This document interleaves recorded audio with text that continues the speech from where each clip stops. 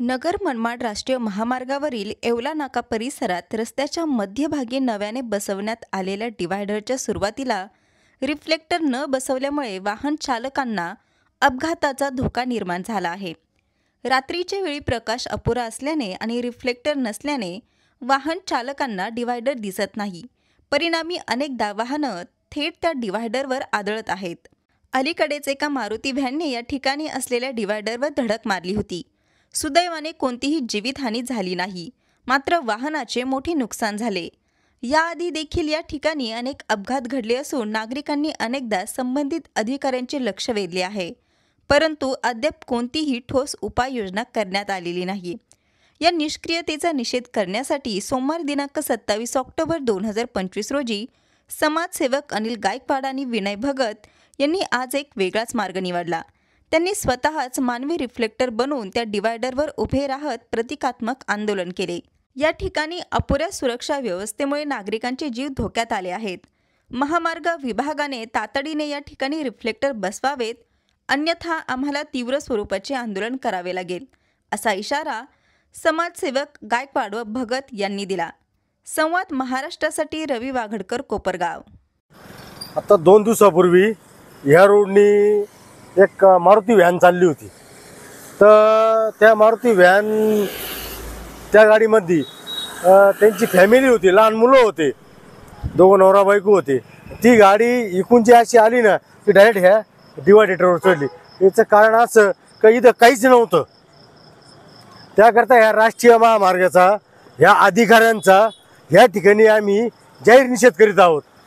पण माझं यांना एक सांगणं आहे का हे जे बांधकाम मंत्री, मुख्यमंत्री, उपमुख्यमंत्री, तुम्हाला हे सांगणं आहे का तुम्ही हे ह्या या कोपरगावची काय तशी आहे. अक्षरशः इथं ना जीव घेण्यात आलेलं आहे. इथं हा मृत्यूचा सापळा एवढ्या जागेमध्ये. इथं पाठीमागं पाहिलं तर PWDची हद्द आहे. तिकडून तिकडं तर टोल नाक्यात जातो ना तो रोड येवल्याला, तिथं पहा मोठे खड्डे शिरोडे शोरूम जवळ. जर तिथं एखादा गेला तर काय करायचं? हे यांना दिसत नाही का? यांच्या डोळ्यावर काय भात बांधेल का? आणि दुसरं एक असं का ह्या इथून राज्य महामार्गाची हद्द चालू होती थेट इकडं नगरपर्यंत. मग काय यांच्या डोळ्याला काय भात बांधेल का? यांना काही दिसत नाही का? फक्त ऑफिसमध्ये बसून राहायचे AC मध्ये. यांना बाकीचं काही घेणं देणं नाहीये. तिकडं मरू नाही तर काही होऊ. पण एक लक्षात ठेवा, जर का तुम्ही लवकरात लवकर हे केलं तर ठीक आहे, नाहीतर तुमच्या दालनात येऊन घन टाकल्याशिवाय राहणार नाही. जय हिंद, जय महाराष्ट्र. सार्वजनिक बांधकाम मंत्री कोण आहे कोण नाही यांना त्या कामांशीच काही घेणं नाही राहिले. फक्त नामधारी मंत्री म्हणून राहिलेले. या रस्त्याचे म्हणा, कुठले पण मंत्री म्हणा, कुठल्याही क्षेत्रातले मंत्री म्हणा, यांना फक्त त्यांचं राजकारण आणि त्यांच्याशी त्याच्यात वेळ चाललेला आहे त्यांचा.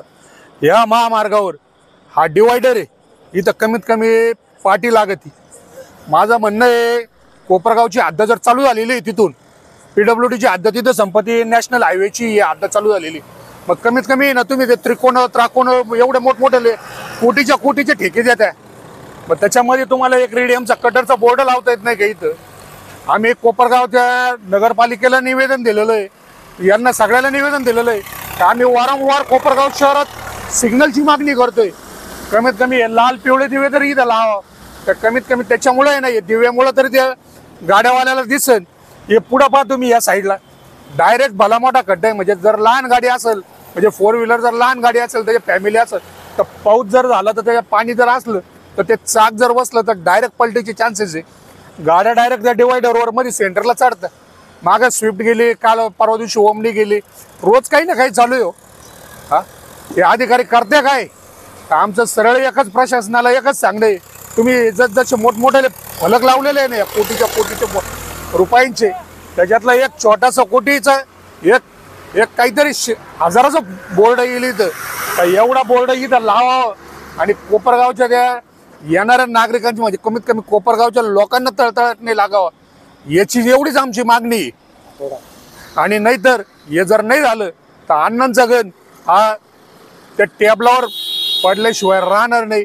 त्या बांधकाम अधिकाऱ्यांनी तेवढं समजून घ्यावा आणि लवकरात लवकर ते PWDचं खातं असू नाही ते रस्त्याच्या अधिकाऱ्याचं खातं असू, हे कोणताही सांगतो, वारंवार आम्ही PWDला इशारा दिलेले. आता 15 दिवस आज होत आलेले. तो जर नगर टाकळी रोडचा जर रस्त्याचं काम जर डागडूची क्लिअर कट नाही आली तर येत्या 2-3 दिवसात आम्ही अण्णांचा गण त्या PWDच्या अभियंत्याच्या टेबलावर पडल्याशिवाय राहणार नाही. एवढंच हा इशारा देऊ इच्छितो.